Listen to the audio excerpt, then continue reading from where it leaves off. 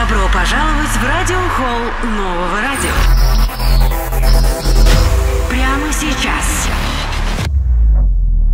Живая среда на новом.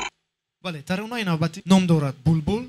بلبل بلبل بله از رپرتوار هنرمندان افغان زمین هستند که سرود خیلی یک قدیمه هم گویم خطا نمیکنم و اون رو میخوام پیشکشی شنوندگان گردانم.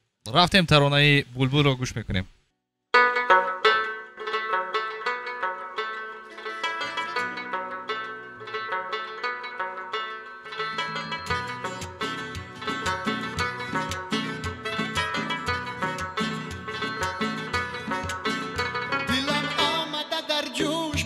وصل تو های گل بخوانم مثل بلبل خرامان کده گل میره بسیلی چمن و گل بخوانم مثل بلبل خرامان کده گل میره بسیلی چمن و گل بخوانم مثل بلبل